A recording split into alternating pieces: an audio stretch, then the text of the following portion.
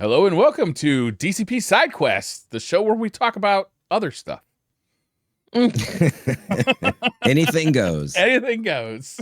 Could be anything. Could be what's in your TV. Could be what's going on in your local political debates. It could You never be. know. Oh God. Have you guys seen this show Ragnarok on Netflix? It's like I haven't seen it. It looks I a know bit of like it. Vikings, right? it's I've seen definitely it. Vikings, but it's like what if the Norse gods kind of got like reincarnated in like new bodies, but they don't know that, like, there's no memory of being a Norse god. It's just like these new kids, like teenagers basically, have the powers of the Norse gods, and Yeah. the giants who survived Ragnarok 1,000 years ago are still around and running shit. Oh. And like messing up the environment. Like they're They're the politicians. Yeah, the politicians and like corporate, like they own the corporations and everything. That makes sense. And it is, you know, it is definitely like a teenage drama a little bit. It's got like the feel of like a WB show a little bit, where it's like, you know, there's like an interesting kind of base layer, but also it's like made for teenagers kind of. You know what I mean? Yeah. Yeah. But it's kind of fun. We've been watching it. It's not English language, but they have like subtitles and or a dub, and the dub isn't too bad. Like, it's fine. But the wife and I have been watching it, and boy, do I have mixed feelings about that show. It's like, it's so fun to watch when they're doing like God stuff, but it's so not fun to watch when they're doing like teenage drama stuff. It's because you're not a teenager. I don't care about your boyfriend. Yeah, I don't care about any of it. Yeah, it's because you're not a teenager, Briar. I don't know if That's I how ever you know cared you're about it when I was a old. teenager. True. Also true. Yeah, that might be true. Like, I remember that being an annoying part of teenage life when I was a teenager, is like the teenage drama. You know what I mean? Right? Just Like- shut up. It's like when you were running like a clan or something in any video game, and it's exactly the same thing because a lot of them are young. So you just have teenage, like high school drama. Yeah. So I remember I ran one time as a pirate crew, and I was like, never again. Never again will I ever be in charge of anything. Yes. I will join. I'm not running anything. I'm not dealing with any of it.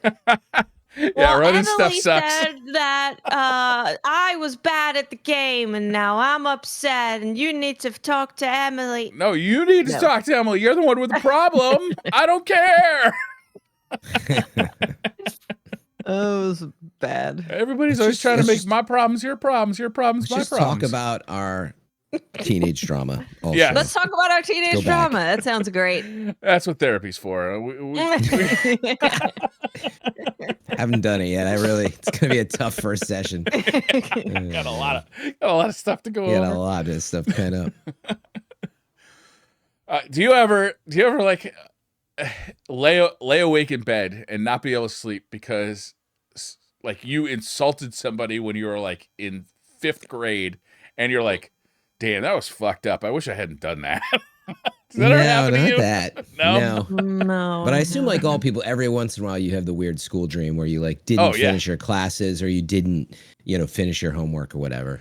I had the 100%. weird. I still to this day, like very random, maybe only once a year at this point, but like the set of dreams where it's like I skipped like too many whatever English classes. Like I just skipped them. I never went to them, but now I'm years ahead of that and I can't go back. And so like meaning I'm late and I'm wondering if I'm like gonna graduate or if I'm in trouble, and like I can't seem to like I'm too busy to like go to the office and find out my schedule because I keep missing the makeup class. It's a weird mix of like, obviously you're just busy in life and you feel like you're like not keeping up. So Yeah. I don't think I need the therapist for that part of it, but I've had those for, I mean, it's been forever now. It's crazy. Yeah. Little- Yeah. Little first layer of the onion, my friends. There you go. You know Fran a little bit better. Okay. Like all that stuff that happens like way back when, it just sticks with you for so long. It's still there. Yeah. It's still there. The tiniest thing. Like you could be I was watching a video about someone when they were a kid, they ate like a whole packet of potato chips and their mom was like, "Oh, you ate all of that?" Boom. There you go. Now they have problems with food. Like, It just takes the Now tiniest eating thing. disorder. Battling bulimia You're like, for the last oh. 20 years. I wasn't supposed to eat all of that. I guess that's a bad thing. Well, Yeah. now I'm gonna watch what I eat. Oh man, that's messed up. The real problem is, why couldn't that person ask their mom later why that was a problem? They felt like they couldn't ask. Well, that's That's the where fun it thing though, starts. too, is like going back and like talking to your parents about all the messed up stuff that happened when you're kids and like getting their perspective on it. That is kind of fun Yeah. to do. And then they go, Yeah, I I don't should do remember more of that. that. Yeah. Oh yeah, they do that sometimes. What are you talking about? You don't remember that? That was like a pivotal moment of my childhood. Man. That shaped my future relationships with every person I've ever met. What do you mean, don't remember? Being Oh a my parent, I goodness. was hyper aware of that. I was like, like Yeah. any moment could be like a personality defining moment for this kid. Like it Yeah. doesn't. Who knows what it's gonna be, right? But they'll remember this moment for like the rest of their lives, or never think about it again. Who knows? They'll go either way. They'll be talking about the therapist with it in 20 years, or they won't remember. Yeah. Yeah. Briar, by the way, did you know where you wanted to start the show for topics? Because I had an idea otherwise. No. Oh, go ahead. What do you got? Well, we got pretty passionate at the end of the last show about the Oh, we Unity did. stuff. Yeah. And there We was did. their Was an update. update about it. Yeah. I don't There know if was you an wanted update. to There touch on was. that at all. Please. Yeah, they released their open letter to the community. Unity, as a reminder, had come out with runtime fee terms that basically it was like, oh, if you make or sell over a certain amount of games, a certain level, we're going to take more money from you, effectively. Yeah. So everyone using that engine, which is a ton of indie developers, and otherwise was like, trust has been broken. So they had to come back out. Finally, got a letter back out. This was from Mark Whitten. Oddly, it was not the CEO, of course, because they knew he couldn't make up for it. And so Mark Whitten says, I lead Unity Create, which creates the Unity engine and editor teams. I want to start with this. I'm sorry. We should have spoken with more of you, and we should have incorporated more of your feedback before announcing our new runtime fee policy. Our goal with this policy is to ensure we can continue to support you today and tomorrow and keep deeply investing in our game engine. You are what makes Unity great, and we know we need to listen and work hard to earn your trust. We have heard your concerns, and we are making changes in the policy we announced to address them. Our Unity Personal plan will remain free with no runtime fee for games built on Unity Personal. We will be increasing the cap from $100,000 to $200,000, and we will remove the requirement to use the Made with Unity splash screen. I didn't even catch that drama, but yeah, that's annoying. That was the thing. Yeah. They're like, oh, we also want to make it seem like we own your game. Anyway, Mark Whitten continued, no game with less than 1 million in trailing 12-month revenue will be subject to the fee. For those creators on Unity Pro and Unity Enterprise, we are also making changes based on your feedback. The runtime policy will only apply beginning with the next LTS version of Unity. What does LTS mean? I actually don't know. Which ships in 2024 and beyond. So the runtime policy will be in 2024 and beyond. Your games that are currently shipped and the projects you are currently working on will not be included unless you choose to upgrade them to this new version of Unity. So we're This almost is where done. they then pull back all the features from the old version of Unity, and Oh they're my like, God. "You chose to upgrade, silly Billy. Yeah. Shouldn't have done that." This does make sense. Like at least you could start a project and know Yeah, or where if- you stand. Yeah, or if you're in the middle Yeah. and like we were talking about, and you Yeah. don't want to transfer us to the engine, they're like, look, like you don't have to upgrade, just keep your course. But okay, we're almost done with it. Mark Whitten says, we will make sure that you can stay on the terms applicable for the version of Unity editor you are using, as long as you keep using that version. For games that are subject to the runtime fee, we're giving you the choice of either 2.5% revenue share or the calculated amount based on the number of new people engaging with your game each month. Both of these numbers are self-reported from data you've already have available. You will always be billed the lesser of the amount. Ain't gonna pay my Unity taxes. Yep. We want to continue I'm to just build not gonna tell them. Yeah. We want to continue to build the best engine for creators. We truly love this industry, and you are the reason why. And then they're going to have a fireside chat. So basically, it sounds like, the version of the engine allowing you to, it's not like totally retroactive on everybody all of a sudden. They're fixing that. And then I can't remember if that revenue share changed a bit, but as a comparison, I was asking a developer about this too. I didn't look super deep, but Unreal, I believe, is like 5% at these levels. So, like roughly speaking, it is like, you share half less with them. So like on paper, it's good, but the trust is still broken. The trust is still very broken. Yeah. I think the most of what I saw on Twitter when this came out was indie devs saying, okay, I can finish my game. I can feel comfortable to finish my game while I learn a new program for my next game. Yeah. Because everyone's just like, well, I can't stick with Unity now after that. Like, that was insane. That was an insane proposition. Yeah. So for them to think that that is ever okay makes you go, I'm just going to get out whenever I can. Yeah, I mean, if you have zero confidence in the company behind Unity, like why would you start a project on there? Like I was just reading an article today that Ballistic NG, which is like a Wipeout style game, just got canceled. Oh wow! The Switch we need port, more the Switch port games. got canceled. I guess it's already out on Steam, but it was canceled due to Unity's recent policy changes. Yeah. Here's a developer perspective that you might find interesting. If you know George Broussard, who I followed for a long time, that name might sound familiar because of Duke Nukem 3D and 3D Realms. Like, he goes way back. I'm not sure what George is doing today, but like goes way back in the dev community. Legendary in that sense. But anyway, his feedback went from like, this is terrible, to, he says, Unity did well here. They sort of nailed it.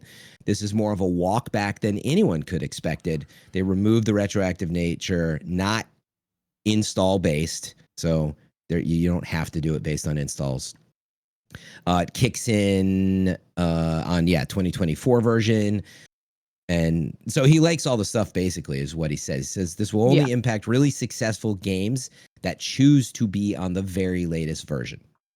So at least on that side, it sounds like people are feeling more comfortable with the terms. But I read a little bit more of this article about Ballistic NG, and he says, the developer says that Nintendo has a rolling Unity version requirement for game releases, and that they're already behind that threshold for 2 years. So it may be that if you want to release a game for a certain system, as in Nintendo, then you have to be on that new version, which is going to force people onto the new version anyway. Well, that's kind of what I was. But at least you know what you're getting into. About. Yeah, it's definitely a lot better, right? Like, it's at least at the point where you kind of know where you stand, you know what's going to happen, you know what to expect. But yeah, that's kind of what I was worried about with, it's only if you're on the newest engine. It's like, well, why would someone not be on the newest engine? What are they? Is that a choice that they can make and freely put their game on all the consoles and PC and have all the things that they need? Or is it more of like, well, but you kind of have to be on the newest one? Yeah. I mean, like, do we use anything in our lives that gets an update that you don't feel the pressure that you're like, well, I better get the new version? Like, imagine you're developing a game. It's going to be tough to stay with the ecosystem. So, I mean, I think you nailed it in the sense of like, you can finish your game up and do what you're doing, but like, otherwise you're probably looking to get off the platform, and it's more about that. Like, nobody's going to keep developing on 2023 and, and stick with them. But they might be finishing up a game, though, and they're like, this is kind of the only thing I feel comfortable with. And, I would say, like, of course, like they were under so much pressure that they walked it back to where they needed to be. But as everybody has said, I just think the trust is shattered. So I wonder, what will the transfer process look like? And when you stare in the face, potentially you're like, well, Unreal is a better engine. Or people like, you know what? I am just going to give them the 5% because it's going to be worth it. I don't know how much that rev share, affects ultimately your margins. I mean, imagine a bunch. It's only 5% or 2.5%, but like that is of gross. So if you could barely pay your staff as it is, right away, that's a huge problem because like it affects your actual profit. Because again, that's a gross number, I believe. So. But anyway, meaning if the trust is shattered, what's the alternative unless there's another engine that tries to compete with Unity? Yeah, at there that are. level? There are. People have been talking. I can't remember names, but the people have been talking about a open source game engine that is under development, and there's like other options that are less costly than something like Unreal. Nice. Yeah. I know. Sorry. I was like I've seen trying to pour coffee and it was making a tinkle sound and I was like, I better show this on camera. Fran's So beating on the nobody's floor. You can get up, confused. Fran. I'm having difficulties lately. Yeah, it's tough. I think ultimately I've seen a lot of people starting to be like, okay, maybe we're going to make our own engine for the game we're working on. Obviously that is a lot more of a big task. Yeah. But I think, like we keep saying, the trust is gone, and I think anyone who plans on being in the game industry for a long period of time making multiple games might not want to be on Unity. Yeah. I mean, there has been a consolidation of game engines too, right? It used to be like everybody had their own game engine. Yeah. And over the years, it seems like there's fewer and fewer of those. And like you even got who makes the Witcher games and Cyberpunk? They're even saying that they're going to CD use Projekt Red. Yeah. they're going to say they're going to use Unreal for their next game. Yeah. So a big part of that is Unreal Engine 5 and its features. It does look good. Is, I mean, it's multi-billion-dollar company that the power of Fortnite on top of the amount of like big companies that already were using Unreal. Yeah, they have some of the best people in the world, some of the best support in the world, and you know, I don't know what it's like to really work with them and like, yeah, the risks when you're signing those contracts with a major game edge developer. But yeah, like you got so many people at the AAA level moving over because it is just, yeah, how do you compete with a company that's in bed with both AMD and NVIDIA at like many months before, years before, really? Right. So they're already developing features for their engine. I mean, I know Unity's in there too, probably at this point, right? But you know what I mean? It's hard to compete. I would love to see more custom engines. I had talked a lot about the developer behind Plague Tale, and they do Flight Simulator. Man, that team. I remember when I first saw Plague Tale, I was like, this looks. Plague Tale and Microsoft Flight Simulator are the same people? Yeah.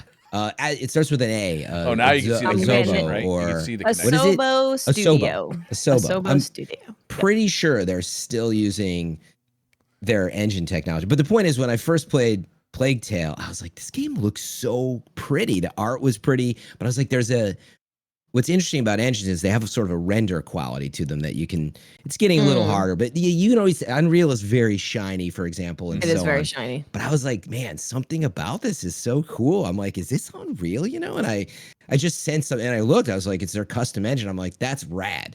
Like, because Plague Tale it does what it does so well.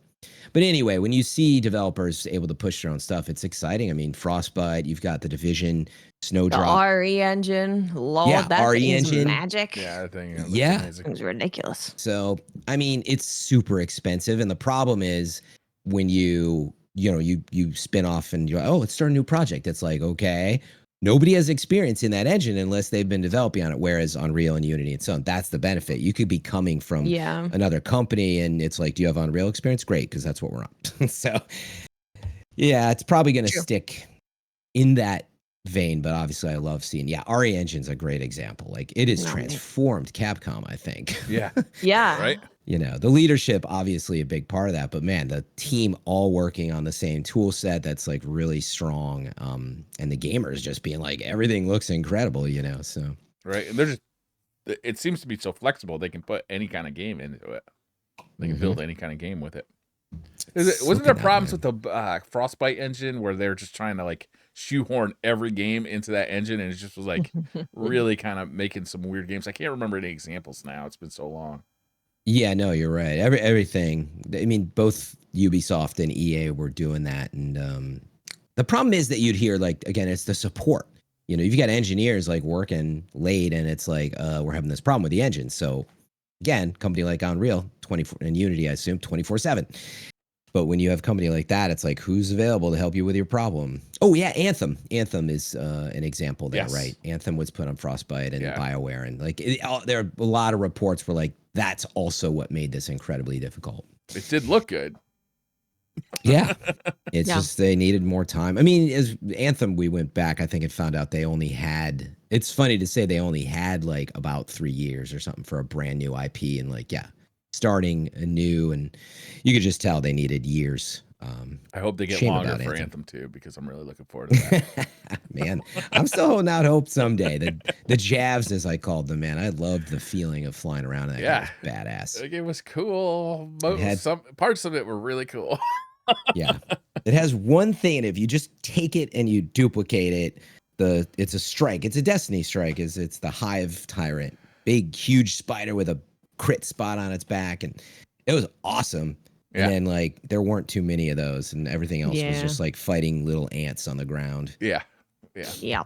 Anyway, so well, let's hope the development community that this gives them all the options they need for now, and then see what happens. I kind of do hope, honestly, that this rollback by Unity is enough to keep that engine going, and for a lower cost engine to exist. Yeah, but we'll see. I mean, I certainly would not feel great about starting a new game on Unity. It'd be very scary. Yeah. You know what else is very scary? Halloween. Sony got hacked again. Oh, that is very scary. I thought you were going to say something about Halloween's around the corner. It is right around the corner. Get your pumpkin spice Briar lattes. We're selling them. Wads, we're like mind linked today. I was literally thinking the exact now same. I want a pumpkin spice latte. I'm gonna go get one right after the show. We need to have Briar's selection of pumpkin spice things. You need like an Amazon storefront or something. I mean, or like I'm not taking. You put pumpkin spice on the box, and I'm gonna buy it. Sony got hacked again. They did. Apparently, the hackers are selling all the data that they acquired because Sony would not pay a ransom for it. So it might be a good idea to change all your Sony passwords, whatever you got. You might want to go in there and just kind of move around your passwords. God. I was just talking about this because of the new iPhone being out and all this. Of like, I'm so tired of the password system. Yeah. It's interesting to hear some perspectives about how, and even this will become and is problematic, but like face or, thumbprint being the main thing you use for everything is such a better solution. Like, they're going to chop off my head, Fran, to get into my data. Well, yeah, like people worry about stuff like that as well as AI, being able to somehow fake this in the future. But like, seriously, it's great. Changing a password doesn't matter. This just proves it further. Like, meaning somebody else gets hacked, you go in, you change all your stuff, and it still would have been part of this system. And now you got to change everything again. Yeah.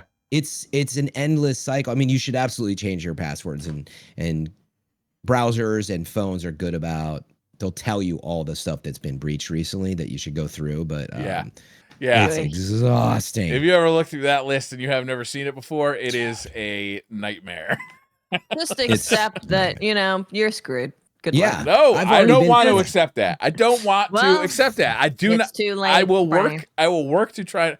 Having had credit cards stolen like online, and like having to go through that process of like working through all that and getting that money back, very difficult. It's very time consuming. So whatever you can do to like keep that from happening again, or whatever I could do to keep that from happening again, I will do. And we even have insurance through multiple companies, in case it does happen, to assist us, because it is an enormous pain in the ass. Like, you can't imagine. My mother, somebody was claiming COVID like relief funds. I can't remember what the actual like name of the program was, in her name.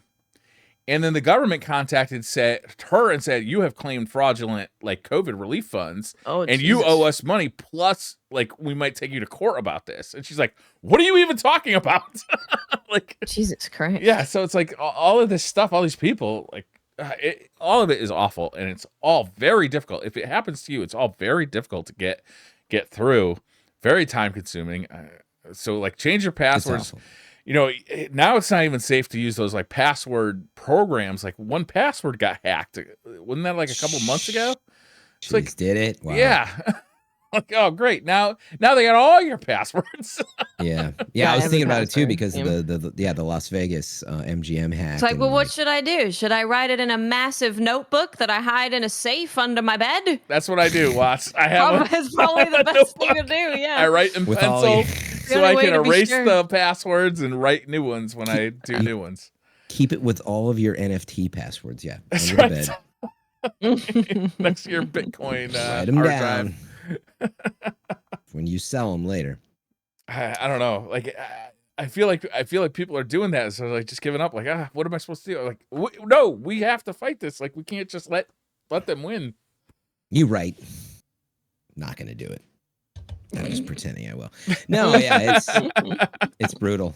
But that's what I'm saying. There are, I do need to, like, for example, I do use the iPhone ecosystem. There's more you can make sure to tie in, iCloud and tie everything together, I believe, that it just makes the passwords. But it's every time I look at that, I'm terrified of I'm going to be trying to log in and it's going to drive me nuts to figure out, like, wait, do I got to log into my phone now? And but that's, you like, even I say it and I don't do it. You need to do it.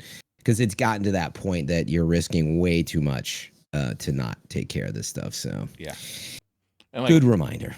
God forbid you make your money off the internet and like some kind of your YouTube gets hacked or your Twitch account gets hacked, and somebody takes control of that and changes the payment information, and you just stop getting paid.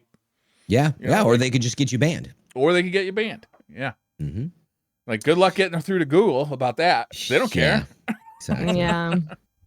True. Anyway. Yeah. In today's depressing news. Sorry to bring everybody down on a Monday. Change your stuff. You guys playing anything cool? I finally tried Liza P. Yeah. I finally tried it. Watts came by. Thank you for stopping in and judging my first playthrough moments there. No, yeah, I concur with Watts. It's a very solid game. I've only played past the first boss, so I haven't scratched the surface.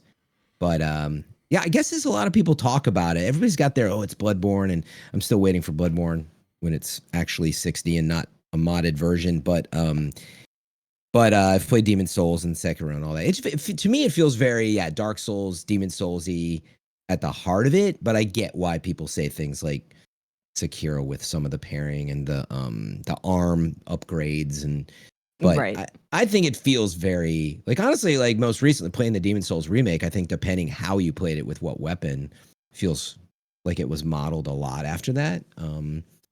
But I haven't seen a lot of it, so I don't know. Does it kind of maintain that general pacing, Watts, or does it?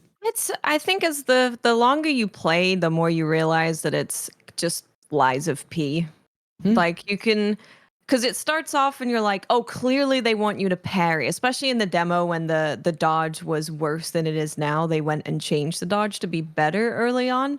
But in the demo, I was like, oh, they clearly want you to parry because this dodge is not doing what you want it to do. So it's like, okay, it's Sekiro. It looks like Bloodborne, but plays like Sekiro. And then as I went through, I was like, it's kind of a mixture. Like some bosses you're going to want to be dodging and some you're going to want to be parrying and some you're going to want to be doing both, depending on what's happening. And then I was just like, yeah, I think they really got their own thing kind of going on. Nice. It's obviously, they've taken, of course, inspiration from all of FromSoft's catalog of games. But yeah, that's like the bosses have their own kind of thing, the weapon systems, the upgrade systems. It's definitely, they've carved their own path. They're using a lot of inspiration.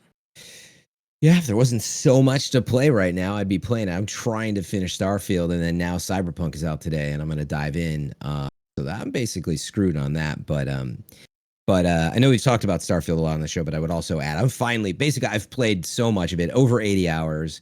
I can tell that I'm nearing the end of the story. Like, I've sort of intentionally been like, okay, because Cyberpunk's coming out, I'm like, it sucks to be in that zone, right, of gaming.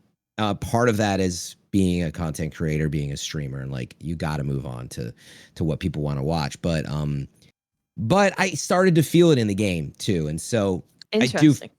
I'll have the final review at some point. But I mean, to me, Yeah, the game's in the 8s for me, 8s out of 10 probably right now. I don't know that it's went over in the 9s, but it has like all these really amazing things, like the shipbuilding. And I don't know if I've talked about it on the show, but seeing your ship land, and you might have just attached like a new thing in the custom shipbuilder, and just seeing it in this huge scale in real time is awesome. Same with outpost building, seeing it come to life is one of the coolest parts of the game for me. The feeling of like going from place to place in the galaxy, although cumbersome, is really neat too. But to me, the game is a sprawling Bethesda space epic. There's so much in there, some really clever side quests, and so many that I honestly have no idea about because I haven't experienced them. And that's what people, I think, when you get hooked on it, you love all those things. But it is just so wide open. That is my biggest issue with it. I get stressed, I get lost.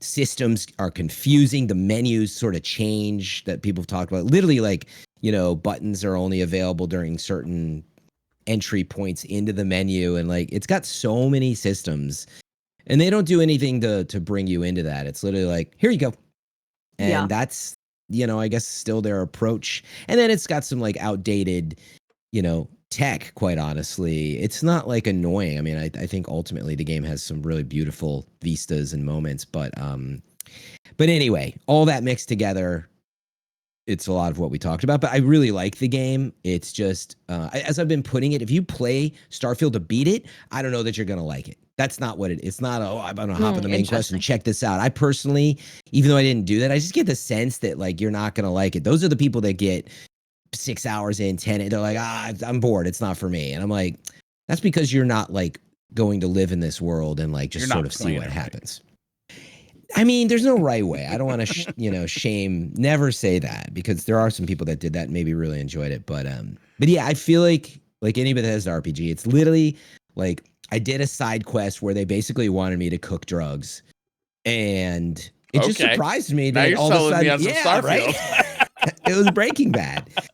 They just wanted me to cook, and it uses some of the system, and I was like, it's pretty simple, but just the premise of it, and it created a little, hamburger conveyor belt mini line, and you get a really cool like suit, apparel suit as part of it, and I was like, those things always surprise you, and I think that's where the game always shines. But you got to be willing to be like, I'm just doing a random side quest, and you get surprised by that stuff versus trying to just power through the main quest. So, but I really dig the game. I think the DLC could be really interesting for those that enjoy it once, just because it has so much potential. I know nothing about it, so I'm looking forward to more of it. But there's too many games to play. So that's another problem.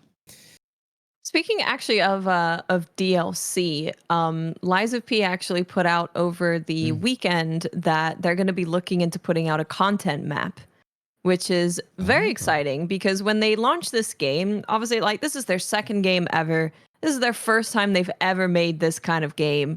They didn't know how people were going to find it, so they wanted to wait on the reception and see how well the game did. But the director said, I have a lot of stories that I want to tell in this world. I have a lot more, and I would love to tell them. So sounds like I think it's been pretty well received. So yeah, I hope we do get to see more Lies of P content.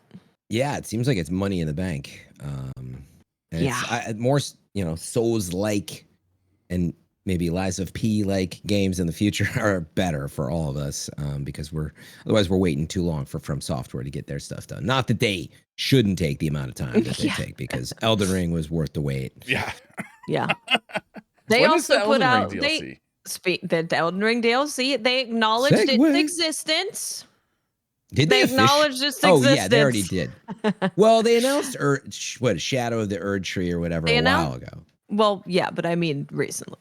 They put out a tweet that was basically just acknowledging again that it exists, because we haven't heard anything. Yeah.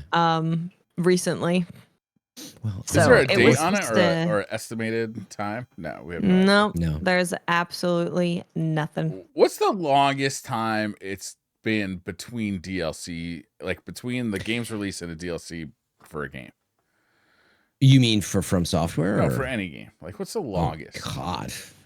There's got to be some. Yeah, well, what do you count as MMOs DLC? probably, Like, yeah, is Cyberpunk, MMOs. does Cyberpunk count, 2 years? Yeah, for sure, right? That's definitely DLC. 2 years. That's a measure. It's almost been 2 years. Yeah. I think that's fairly common for some big ones. It won't. I don't think with them it'll be that. I think it's going to be a next spring summer situation. I hope so. I can't wait. Possibly. I can't wait to get back into that world. But I know, yeah. I really want to use release it in winter. Well, I think they used to do down. the Dark Souls releases. I think were like the DLC was like a year apart or something. But yeah, like to me, when I think about this stuff, I always think about the fiscal year. And so they're either going to do it before the end of March, if they're on that fiscal year, which most companies in Japan, I think, are, and many companies. But anyway, I think that it would probably be April or after for them into the next fiscal year versus this one, because they already got Armored Core going. But yeah, so, and I say that too because, I mean, Elden Ring did come out at the end of February, which was within that fiscal year normally, right? So, I mean, it's an option if they're trying to, get it in before the end of this one. But I think they're going to take their time because it just sold so much. I don't think we know the latest sales, but it's got to be like and Armored Core 20 million 6, or something. like, it did pretty well too. So, I think that they're working on content for that too. So, yeah. Who knows? God, another thing I got to go back. Maybe a while. Yeah. Don't watch right now. Brad, did you play more Mortal Kombat or any? No, I have not even bought it yet. Like, it's literally sitting in my shop. You know how you like set up a shopping cart? Yeah. And you just like add stuff to it, and then eventually, so at You Best don't want Buy, to forget. Yeah, exactly. So at Best Buy, I have a shopping cart filled with like 3 games. And, at Best Buy is great because you can just like order the game and then they tell you when it's ready and you just drive over there and they bring it out to your car. I love that. Yeah. Like, really, one of my favorite things in the whole world. Best thing to come out of COVID is that. It's really good. Yeah. Yeah. It's really good. So it's in my cart. I just got to go over there and get it. Yeah, I heard a few people were just like, "Oh, the story's really fun." So yeah, it looks like fun. Living up to that. We talked a little bit about the Switch stuff, by the way. Apparently, it is quite bad. Yeah, it's terrible. IGN did an article talking about like massive load time issues, and so there are like actual big, like even like playing the game, it causes like slowdown, for example. There's some slowdown. And so it has like serious issues, apparently, in terms of the actual gameplay. It's not just like, well, it looks terrible. I wonder if they'll work to fix it. Or if they'll just kind of let it possible. sit. Really? You think it's just I too think big they'll a just game leave it. too small? I mean, if anything, maybe it gets a price cut, but No, on Nintendo? No. Yeah, I mean, not a chance. Oh man. That's sad. I don't like to see bad games get released, especially from franchises that I like. It's too bad. Oh man, I was just like Googling. I was trying to find that article, and there was another thing I didn't see. Mortal Kombat 1 Nintendo Switch gameplay has a Steam achievement pop up. Oh, good dear. Lord. Boy, that was a quick and dirty port, I guess. I guess Ed Boon, the co-creator of the original and the man in charge, promises to address the widely panned Nintendo Switch version, according to Wesley Yinpool at IGN. So I don't know how you're gonna address it though. But Well, they gotta get the Steam achievements out. maybe start there. Yeah. Where should we start? That would be a good start. Maybe like a somewhat easier start to get rid of the Steam achievements. Yeah, I mean, to me, like the functionality of a port like that for the Switch would be like, I'm a Mortal Kombat 1 player. It'd be cool if I could play this on the go, just to like practice combos and stuff. So if they could get just the game to run at the correct speed and like combos work with the correct timing, like that to me would be enough to justify that port. But if the speed of the game isn't working, if combos aren't working, then there's no reason to buy that. Yeah. I mean, his full quote was with the BBC Newsbeat. He said, will absolutely be getting an update, and a number of the concerns of the issues that had come up will absolutely be addressed. It would have been ideal for us to have released the version that we absolutely wanted, but anything that we're finding a problem with is on our list and is going to be fixed. Okay. That's good. I know that Ed is sincere about that. Yeah. The thing is, the reason he can't say what's getting fixed because like I mean I think he knows like it's gonna have problems. He knows they could have done a better job. My problem with that is it would have been ideal for us to have released the version that we want. Yeah, this is my issue with all these multi-port games right now. Like Star Wars Jedi is the most recent one, but man, it's a huge problem in the industry. I think I talked about it on the last show. I'm so fed up with like we're back in this world of like the publisher wants to see every version day and date. So you just release it and you patch it and like people buy it and we're accepting of like, yeah, they're working on it. Well, I paid for it and it sucks. Yeah. Like legitimately, I bought the PC version of Star Wars Jedi Survivor. And I mean, it had major issues. I think they finally fixed it, but it's no excuse. It should have been released now, September, not May. Yeah. And when are we going to get past that state of publishing? Because I know the developers are not comfortable with it. You're never going to hear from them about it. Yeah, but the developers aren't in charge. No, exactly. They got to, like I was having this conversation with some other industry friends. I was like, well, the developer went through some of this for Mortal Kombat 11, right? It's the same one. Like they knew this was going to happen. My friend was like, oh, I don't blame them. I blame Warner Brothers. And I was like, okay, I'm not trying to blame the smaller developer with smaller pockets, but I was saying like, we're almost at a point where like you need like the SAG-AFTRA strike level of like, stop doing this.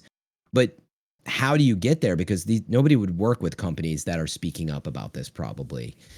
Like meaning if they're like, I don't want to sign to port this if you want the release date day and date. Like, I don't want to be in that situation. We need more time as developers. Especially if your company is like on the edge, right? And like, yeah, look, we need to keep people employed here. So we'll take this job that's going to result in a bad product, and we know that, right. But it's going to keep the doors open. So hopefully we can do the next job. And that's the question, right? When you take the job, did you know that it's going to be so tight that you might end up with Steam achievements still in there because you barely had time? Or is it just sloppy development? I don't know. I mean, for sure, sometimes they do, right? It's like you hear those reports afterward, like, look, we needed to keep the doors open while we were working on this other project. So we took this project, we knew it was going to be shitty. What are we going to do? Like, hey, the world is a hard place. Sometimes you got to do shit you don't want to do. Right. And that's why I side more with that. I think it's more that because I've seen it happen. These developers are fighting to stay in business. Yeah. Again, their level of like expertise, I couldn't comment on because I haven't done the research. But like in general, that's it. Like they're smaller studios, and there's a reason why they'll get these ports, and there's a reason why AAA studios are working on much bigger stuff. But yeah, they're trying to stay in business. Warner Brothers is not trying to stay in business. So changed the system. Like the Switch version, like they did with Hogwarts Legacy, actually is what should have happened, right? Like there's a perfect example. Like, releases, yeah. Now we'll see. I think it comes out late November, but hopefully that version is decent. I mean, decent in comparison to what it needed to be. But they did wait for that, but they didn't wait for Mortal Kombat. So why not? Yeah, I feel like they're just now dropping the PS4 and the Xbox 3 as like development platforms too. So it's like the amount, the breadth of hardware that they have to develop for right now is so wide, right? Porting a game to the Switch and the PS5, like it's like we got to get this game out on the Super Nintendo and the PlayStation 4. Like it's like how do you do that? Yeah, pretty impossible. Oh man, everybody cannot wait for that next Switch, but including the developers who. Yeah. But that's what's interesting is they would still have to make it backward compatible anyway to Switch. Like let's assume that Switch 2 had just come out. Yeah. Like we would have had a version of this, and that's the one that people would have been like, man, it looks pretty solid on Switch with DLSS and whatever. Switch 2. Maybe if they had 3 months to do it, though, it might have been a shitty port anyway. Yeah, but I'm just saying with more power and like it probably would have been fine. But the Nintendo Switch would still exist, is my point, Briar, and they would have still done this port to grab the money. Oh yeah. So meaning we would have been like, well, why are you playing the Nintendo Switch version? Like in the same way of like, why would you play the PlayStation 4 version? but like because this is what I tons got. of people That's what I play own the video games Nintendo on. Switch. Yeah. And they Like, still, I mean, they still would have done it. A lot of people only have one console. You know, like it's hard to imagine. Yeah, not everybody can just buy whatever they want. Yeah, right. exactly. Yeah, but that's like true. that's also part of the problem. Part of this responsibility is on the consumer. Like, and part of the responsibility is, I don't know when this stopped happening, but it used to be when games came out multi-platform, part of the review would be, okay, we played the Xbox version and we played the PlayStation 2 version. Here's how they compare. The PlayStation 2 version sucks, buy the Xbox version if you can. Yeah. You don't even see that at all anymore. No. You don't see that comparison at all anymore. You may not know, Brad. That's basically where I got started. I did a series called IGN Head to Head on IGN Insider. It was a subscription thing. Literally painstaking 4 different consoles up on the same. I'd have them up on a big projector, a huge TV, flipping the switcher. I'd stand the character in the same spot. I'd grab the screenshots, the video. Oh my God. I'd be up till 1 a.m. trying to figure that stuff out. But long story short, that you're right. People were like every time, which version? Yeah. Honestly, I can tell you that yes, it was important, but actually people just wanted to read it because of the fanboy wars. Oh, and they wanted to that's a good point. They just wanted a forum to complain about which version's best. And I can't believe that's a thing. Yeah. And it was a thing. Yeah, it had to be a bit subjective too, because like end of the day, you're looking at screenshots. But yeah, you would find I would be counting load time differences, and obviously that's why Digital Foundry is great. That's actually I met Richard even they're stepping away that back then. Yeah, they focus mostly on the visual. I mean, they still do it though, but it's I think they can only do so much. Their stuff is so deep that it's hard to imagine that for Mortal Kombat. I don't know if they have like load times and everything, but us as consumers, we need to be like, hey, I'm not buying this. You know, like you have produced something that is not good, and I'm not paying for it. But they get away with it because we continue to pay for it. We continue to pre-order it. You know, we continue to buy it day one, not waiting for reviews, and then. You know, once you've given them your money, you can play it all you want on the internet. The CEO doesn't fucking care. He's off in his boat. He's not reading your comments. Yeah, it literally, they just look at sell through and you know they move on. Like, that's Mortal it. Kombat the Switch was very successful. It sold 1 million copies. We're very happy. And we only put $40,000 into development. It was a huge success. It was a college student they hired. Yeah, you know what's funny is you say that. I look back on Star Wars Jedi again, and I was like, man, I wish that I hadn't bought it. I guess I was part of the EA subscription thing. Now I think about it, but yeah, like I'm like, well, I had to do it for the content creation side, but part of me is like, I would have probably done it just to see, because I know that it's a good game.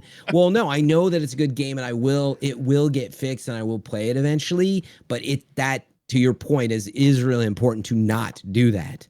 You have to show during that quarter, that month, that you are not willing to purchase this stuff and you're willing to wait and see. So it is a good reminder.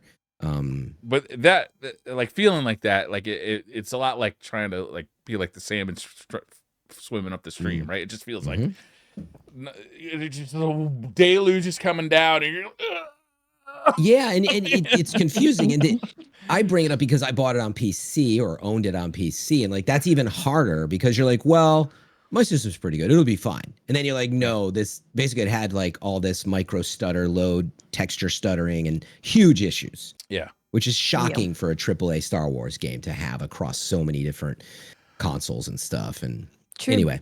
Yeah, we really need to stand up and strike against it more so, for sure. You're right. Like, stop buying this stuff. We got enough to play. We got to stop buying it. There's so many video games, and like I say this every once in a while, but like if you only bought games that were like a year old, think about how much happier you'd be. You'd be buying cheaper video games, and you'd be buying more complete video games. Yeah, maybe they've got like a whole year of DLC at that point too. Right. Yeah, I know. I was gonna say what you should be doing is stuff like, oh, I never bought Cult of Lamb. I should. Yeah. I wanted to play it instead of buying like a broken.